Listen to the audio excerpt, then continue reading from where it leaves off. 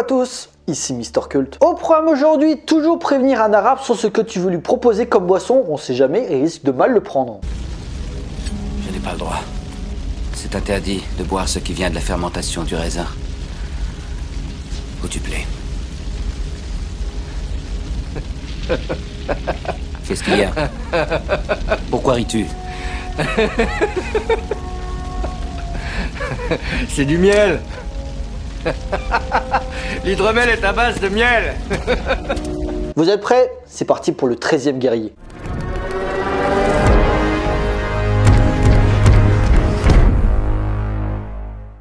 Alors, le 13e guerrier est un film d'aventure américain sorti en 1999 et réalisé par John McTiernan. Né en 1951 dans l'état de New York, John Campbell McTiernan Jr., de son vrai nom, est devenu en à peine quelques films l'une des références majeures du cinéma d'action américain des années 80 et 90. Il commence sa carrière en 1986 avec Nomad, un petit film fantastique où un jeune Pierce Brosnan, pas encore devenu l'agent 007, affronte des créatures démoniaques. Malgré un succès modeste, les indéniables qualités du film permettent au cinéaste de titiller les gros studios où sa carrière va prendre une grande ampleur avec 3 gros films. En effet, Arnold Schwarzenegger, top star de l'époque grâce à Terminator et Conan le Barbare, le choisit pour mettre en scène un actionneur se passant dans la jungle où un commando surentraîné doit affronter une créature extraterrestre surarmée et clairement supérieure à l'homme, ainsi sort Predator. Monument de virilité et maîtrise visuelle donnant à Schwarzy l'un de ses meilleurs rôles et en même temps l'une des figures emblématiques du cinéma fantastique. Un gros succès qui amènera à en faire une licence avec 3 suites plus ou moins bonnes et 2 spin-offs avec Alien. La 20th Century Fox, qui avait produit le film, accorde de nouveau la confiance au cinéaste pour remettre le couvert dans un autre film d'action en référence, Piège de cristal. Véritable chef-d'œuvre du genre acclamé directement à sa sortie, le film proposera un nouveau héros du cinéma, John McClane, popularisé par la star montante de l'époque, Bruce Willis. Film qui amènera également à créer une saga avec 5 films en tout. Je reviens beaucoup dessus car bizarrement, John McTiernan n'a été que peu attaché à poursuivre les sagas qu'il a créées, à part une fois, mais on va y venir. Enfin, la Paramount fait appel à lui pour adapter à l'écran le roman de Tom Clancy, À la poursuite d'Octobre Rouge. Ce thriller d'espionnage regroupant Sean Connery et Alec Baldwin est un nouveau succès critique et commercial. Ce qui fait à l'époque de John McTiernan le réalisateur le mieux payé et le plus demandé d'Hollywood. Cependant, et c'est là que ça se corse, quand tu es au top du top, ce qui arrive à un moment ou à un autre, c'est la chute. Ça commence en 1992 avec Medicine Man, un petit film d'aventure avec Sean Connery sur fond de romantisme remboursant à peine son budget, mais c'est surtout l'année suivante que le cinéaste va commencer à être contesté. En effet, il retrouve Schwarzy pour l'excellent Last Action Hero. Véritable satire du cinéma d'action hollywoodien se moquant avec brio des codes du genre, le film sera malheureusement un échec cuisant au box-office. D'ailleurs, pendant un moment, j'ai hésité à le traiter dans cette émission.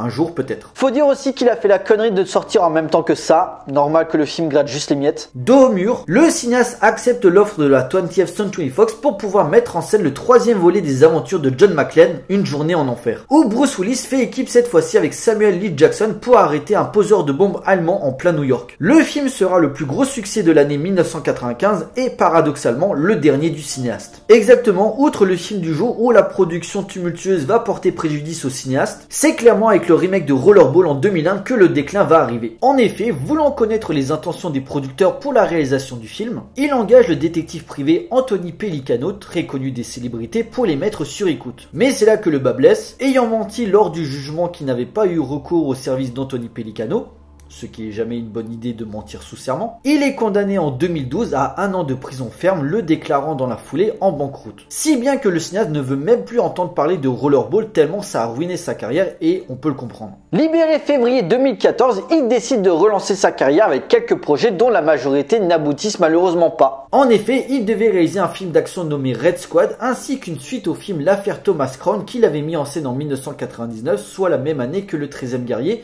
et qui ont été très vite annulés. En fait, le seul truc intéressant qu'il a mis en scène, c'est une publicité pour le jeu Ghost Recon Wildlands sorti en 2016. Mais le bout du tunnel pourrait bien arriver car le cinéaste aurait repris le chemin des studios pour un thriller futuriste nommé To Cetifor avec Uma Thurman et Travis Finnell au casting. Pur révolutionnaire du genre de l'action mais roi maudit d'Hollywood, John McTiernan n'a certes pas eu la carrière qu'il aurait dû avoir, mais il demeure par sa maîtrise narrative et visuelle l'un des derniers maîtres du cinéma de divertissement américain dont les nouveaux cinéastes essayent tant bien que mal de lui raviser le titre. C'est pas demain la veille, je peux te le dire. Mais revenons en 1999. Même si ses succès sont en demi-teinte, John McTiernan reste une valeur sûre à Hollywood. Du coup, on fait appel à lui pour adapter à l'écran l'un des travaux d'un certain Michael Crichton, auteur à succès de Congo et de Jurassic Park notamment, proposant un film d'aventure épique inspiré des écrits de Crichton mais également de la légende de Beowulf. Ainsi sort le 13e guerrier. L'histoire se passe en 921. Ahmed Ibn Farad, ancien poète de Bagdad, est nommé ambassadeur par le calife, en gros envoyé en exil pour avoir séduit la femme d'un proche de ce dernier. Durant son voyage, il fait la rencontre d'un groupe de vikings auquel il sympathise. Cependant, un drakan arrive avec un enfant à bord, annonçant que son père, le seigneur Hrothgar, a besoin d'aide car frappé d'un mal terrible. Les vikings appellent l'oracle, prédisant que 13 hommes doivent participer à la mission. 12 vikings acceptent, mais le dernier ne doit pas faire partie de leur clan. Ibn Farad est choisi contre son gré à cette aventure. À leur arrivée, ils découvrent qu'ils doivent affronter une soi-disant armée de créatures non humaines appelées les mangeurs de morts. La bataille pour la survie peut commencer. Super production aux ambitions démesurées, le 13e guerrier est ce qu'on appelle un grand film malade car il avait tous les ingrédients pour devenir le gros chef-d'œuvre de la fin du siècle dernier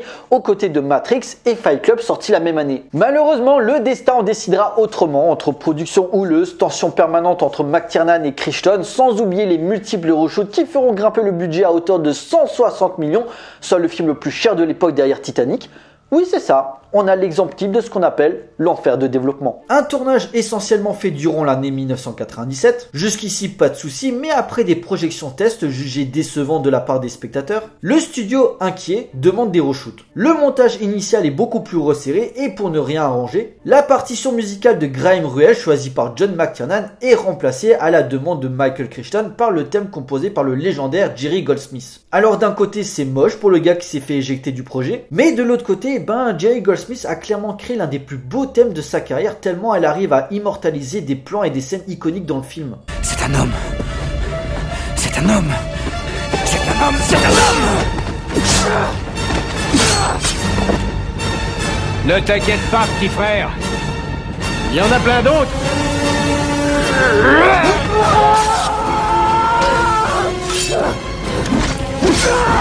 Et c'est ça le paradoxe parce qu'on pourrait reprocher beaucoup de choses au 13e guerrier. J'adore ce film où l'aspect chaotique du tournage se lie au résultat final. Vu comme une tragédie historique et où la caméra nous y plonge dans une philosophie artistique propre au cinéaste. Car à part une ouverture quelque peu expéditive, des personnages sous-exploités comme celui d'Omar Sharif et de Diane Venora, sans oublier des coupes dues au montage, le 13e guerrier respire l'authenticité d'un vrai film d'aventure comme on n'en fait plus. Des images à couper le souffle, une narration filmée caméra à l'épaule et en lumière naturelle, si bien que si les personnages ne tiendraient pas de torche, l'écran serait totalement noir. Mais c'est clairement une volonté du cinéaste de raconter cette histoire comme un reportage retrouvé. Comme le found footage, sauf que vu l'époque, il n'y a pas de caméra pour être vecteur de l'action. Un soin également apporté au décor et aux costumes, les personnages souffrent et ça se voit, leurs armures paraissent lourdes et ils subissent perpétuellement la pluie, le froid, la boue et la nuit sans arrêt.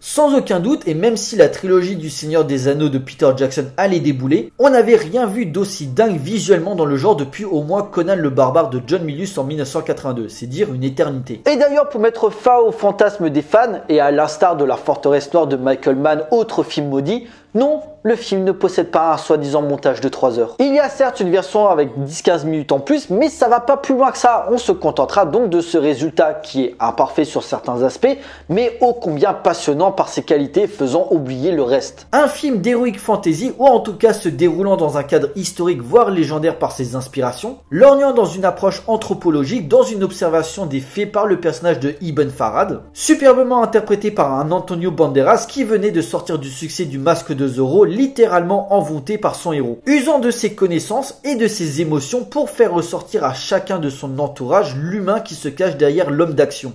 Nous formerons un cercle au centre de la pièce, en se mettant chacun dos à dos.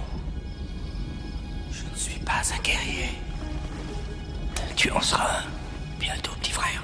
Nous sommes en face d'un homme civilisé qui a clairement du mal à comprendre ce qui se passe sous ses yeux dans cet univers chaotique et barbare. Des protagonistes pour le moins étranges s'exprimant dans leur langue d'origine et sans sous-titres pour que le spectateur soit dans la même incompréhension que Ibn, mais qui petit à petit va s'adapter à leurs coutumes, leur mode de vie et leur vision du monde pour mieux les comprendre. Je m'appelle Ahmed Ibn Fahalan, Ibn Al-Abbas, Ibn Rashid. Ibn. Non, écoute. Ahmed Ibn Fahalan. Ibn, ça veut dire le fils de. Ibn.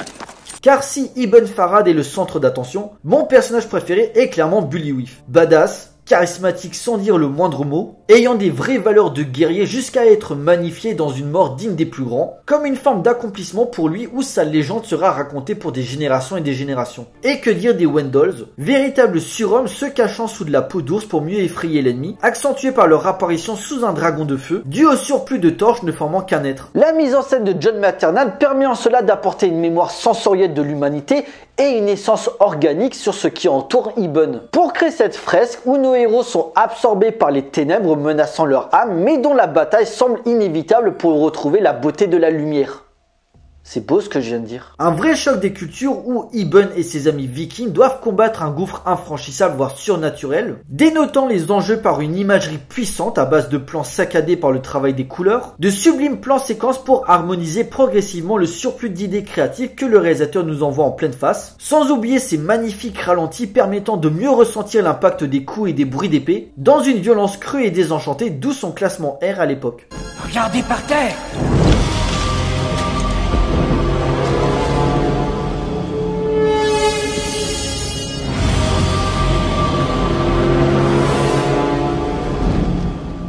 Je me suis trompé. Ils ne sont pas humains. Une philosophie guerrière où le film exploite pleinement son potentiel par son esthétique narrative, par le visuel. Malgré la volonté de rester collé à ses personnages, le cinéaste n'hésite pas à utiliser des plans plus larges pour jouer sur l'obscurité et le brouillard, et ainsi pousser plus loin l'ennemi inconnu caché dans l'ombre pouvant attaquer à tout moment. Une inquiétante étrangeté matérialisant le danger par des scènes d'une grande inventivité et que peu de films sortis par la suite ont réussi à égaler, permettant en plus d'émerger le spectateur dans cette œuvre maudite certes par les raisons évoquées, mais unique en son genre par une proposition cinématographique rarement vue à l'écran. Il n'y a qu'un seul Dieu. Et Mahomet est son prophète. Messieurs, dames, il est l'heure de conclure. Malgré les sempiternels problèmes de production encore aujourd'hui d'actualité pour les films de gros studios, le 13e guerrier reste une œuvre qui déchaîne les passions. Charcuté et mutilé au profit du fric, le film continue un peu plus de construire sa légende par ses fulgurances artistiques dues en grande partie à l'homme derrière la caméra, John McTiernan, véritable maître qui aura contribué à faire franchir un cap pour le cinéma d'action hollywoodien. Une œuvre malade mais envoûtante, frustrante mais impactante en même temps. Ses personnages, ses images, sa musique, ses décors, son souffle épique et ses combats dantesques auront contribué à faire du film le dernier chef-d'œuvre de son metteur en scène et en même temps l'un des derniers grands films d'aventure. Le 13e guerrier est un film culte à découvrir d'urgence.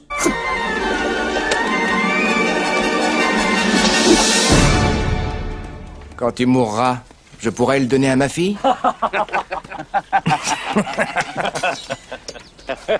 Voilà, cet épisode est à présent terminé. J'espère qu'il vous a plu. Donc le 13e guerrier, un film à voir ou à revoir si ce n'est pas encore fait. Si vous aimez les beaux films d'aventure, celui-là est à regarder immédiatement. Pour nous, on se retrouve pour une prochaine vidéo. D'ici là, portez-vous bien. Allez voir des films. Ciao.